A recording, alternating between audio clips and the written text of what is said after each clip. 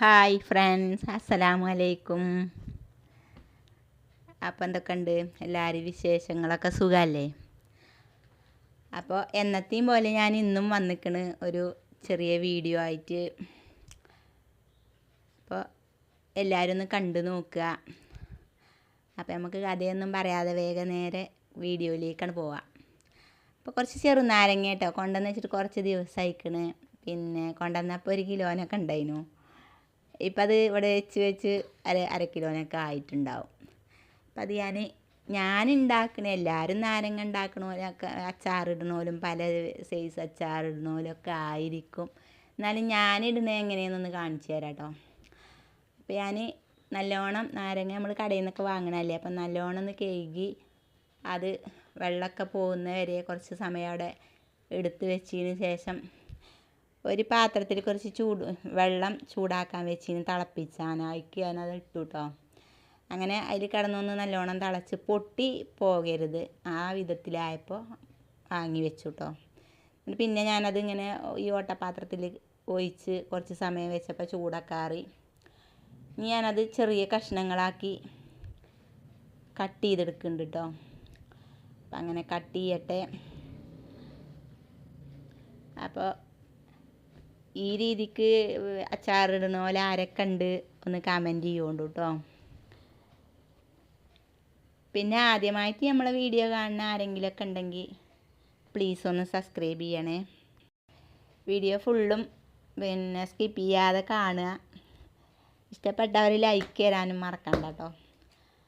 അപ്പം അങ്ങനെ ഞാനതിന് മുഴുവൻ കട്ട് ചെയ്ത് കഴിഞ്ഞു. ഇനി നമുക്കിത് ഒരു ചട്ടി അടുപ്പത്ത് വെച്ചിക്കണ്. അതിക്ക് നല്ലെണ്ണയാണ് കേട്ടോ ഒഴിച്ച് കൊടുക്കണേ. ഇത് 100 ഗ്രാം എണ്ണയാണ് കേട്ടോ. അതിൻ്റെ പകുതിയുള്ളൂ ഞാൻ ഒഴിച്ച് കൊടുത്തിട്ട്.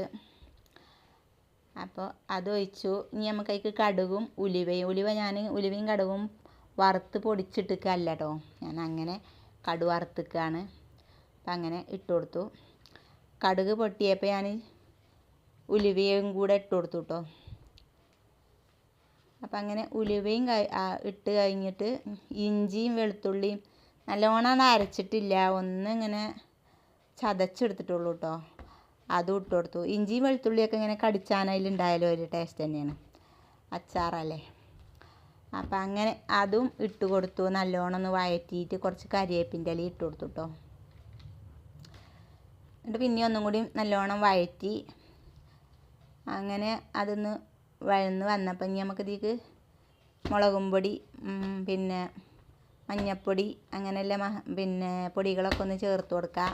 അപ്പം മുളകും പൊടി അത്യാവശ്യം നല്ലോണം ഇട്ടിക്കണം കേട്ടോ. എന്താണെന്ന് ചോദിച്ചാൽ മുളകും പൊടി ഇത് പുളിയും ഒക്കെ എല്ലാവരും ഇതാകൊണ്ട് നമുക്കതിൽ എത്ര മുളകിട്ടാലും അത് അതിൽ പൊടിച്ച് വരുമ്പോൾ എരിയൊന്നും ഉണ്ടാവില്ല. അപ്പം മുളകും മഞ്ഞളും ഒക്കെ ഇട്ടുകൊണ്ട് നല്ലോണം ഒന്നും കൂടി വഴറ്റി അത് അതിൽ കിടന്ന് നല്ലോണം ചുമന്ന് വന്നപ്പോൾ അതിലേക്ക് നമ്മൾ കട്ട് ചെയ്ത് വെച്ച ഈ നാരങ്ങ ഇട്ട് കൊടുത്തു കേട്ടോ. അപ്പം നാരങ്ങ നല്ലോണം വെന്തതാണല്ലോ, എന്നാലും നമ്മൾ അതിലിട്ടുങ്ങാണ്ട് ഈ മസാലകൾ എല്ലാ ഭാഗത്തു കൂടി ആകുന്ന വിധത്തിലൊന്ന് നല്ലോണം അതിലിട്ടുങ്ങാണ്ടൊന്നുകൊണ്ട് വഴറ്റിയെടുത്തു കേട്ടോ. അപ്പം ഇതുവരെ നമ്മൾ ഇതിലേക്ക് ഉപ്പിട്ടിട്ടില്ല കേട്ടോ. അപ്പം നമുക്ക് ഇനി അതിലേക്ക് ഉപ്പിട്ട് കൊടുക്കാം. ഉപ്പ് ഇതേപോലെ കുറച്ചൊക്കെ കൂടുതൽ ഇട്ടാൽ കുഴപ്പമൊന്നുമില്ല, നല്ലോണം കൂടാനല്ല പറയുന്നത്. നമ്മൾ ഇപ്പം നോക്കുമ്പോൾ ഉപ്പ് കറക്റ്റാണ് എഴുതിങ്ങാണ്ട് ഇടണ്ട, അതിലേറെ ഇച്ചിരിയും കൂടി കൂടുതലിടാം കേട്ടോ. അങ്ങനെ അതും കൂടി ഇട്ടുങ്ങാണ്ട് നല്ലോണം ഒന്ന് വഴറ്റിയതിന് ശേഷം പിന്നെ ഞാൻ ഈ സംഭവം ആരെങ്കിലും ഒഴിച്ചിക്കണോ അതുവരെ. ഇതെന്താണെന്ന് ചോദിച്ചാൽ ശർക്കരയാണ്. ഒരു അച്ച് ശർക്കര ഞാൻ നല്ലോണം ഒന്ന് പിന്നെ തിളപ്പിച്ച് പാവാക്കി എടുത്തതാട്ടോ. അപ്പോൾ അതിനെ ഞാൻ നല്ലോണം അരിച്ചിട്ട് ഇതിലേക്ക് ഒഴിച്ചു കൊടുത്തു. ഇനി നമുക്ക് ഈ ശർക്കരൻ്റെ വെള്ളത്തിൽ കടന്നുങ്ങാണ്ട് ഒന്നും കൂടി അതിൽ പിടിച്ച് സെറ്റായി വരട്ടെ. അതുവരെ നമുക്കൊന്ന് അടച്ച് വെച്ച് ഒരു തീയൊക്കെ ഒന്ന് കുറച്ച് വെച്ചങ്ങാണ്ട് നമുക്കിത് നല്ലോണം ഒന്നും കൂടി അതിൽ ഇട്ട് വേവിച്ചെടുക്കുക. അപ്പം അങ്ങനെ ഇത് വെന്തിക്കണം കേട്ടോ, അങ്ങനെ സെറ്റായിക്കണം. ഇനി നമുക്ക് ഇതിലേക്ക് കുറച്ച് കായം, നമ്മളെ കറിക്കായം ഉണ്ടല്ലോ, അത് ചിരി ഇട്ട് കൊടുക്കുക. പിന്നെ നമുക്ക് ഇതൊന്ന് ഇളക്കിയതിന് ശേഷം നമുക്ക് ഇതിലേക്ക് വിനാഗിരി ഒഴിച്ചു കൊടുത്തിട്ടില്ലല്ലോ, അപ്പോൾ വിനാഗിരിയും കൂടി ഒഴിച്ചു കൊടുക്കാം കേട്ടോ. അപ്പം ഇങ്ങനെയൊക്കെ തന്നെയാണോ നിങ്ങളെല്ലാവരും ഉണ്ടാക്കണമെന്നൊക്കെ ഒന്ന് കമൻറ്റ് ചെയ്യണേ. പിന്നെ വേറെ രീതിക്ക് ഞാനും ഉണ്ടാക്കലുണ്ട് വേറെ രീതിക്കൊക്കെ. അപ്പോൾ ഇങ്ങനെ ഒരു പ്രാവശ്യം 2 പ്രാവശ്യമൊക്കെ ഉണ്ടാക്കിയിട്ട് ഇത് നല്ലോണം ഇഷ്ടപ്പെട്ടു. അതുകൊണ്ടാണ് പിന്നെ ഞാൻ ഇതുമ്മേ തന്നെ ഇങ്ങനെ തന്നെ ഇടൽ കേട്ടോ. നാരങ്ങ ആകുമ്പോൾ ഞാൻ ഇങ്ങനെ തന്നെയാണ് ഇപ്പോൾ ഇടൽ കേട്ടോ. അപ്പം അങ്ങനെ ഇപ്പോൾ കണ്ടോ കുറച്ചൊന്ന് ലൂസായില്ലേ, അത് ഇനി നമുക്ക് അതിൽ കടന്നുങ്ങാണ്ടൊന്ന് കുറുകി വരും കേട്ടോ, ഒന്നും കൂടിയും കുറുകി വരും. അപ്പം നല്ല അടിപൊളി ടേസ്റ്റാട്ടോ. ഇത് നമ്മൾ ഇന്ന് തന്നെ ഒന്നും എടുക്കണ്ട, നാളെയോ മറ്റന്നാളൊക്കെ ആകുമ്പോഴത്തേന് ഇതിൽ കടന്ന് ഉപ്പും മുളകൊക്കെ പിടിച്ച് നല്ല സെറ്റാവും.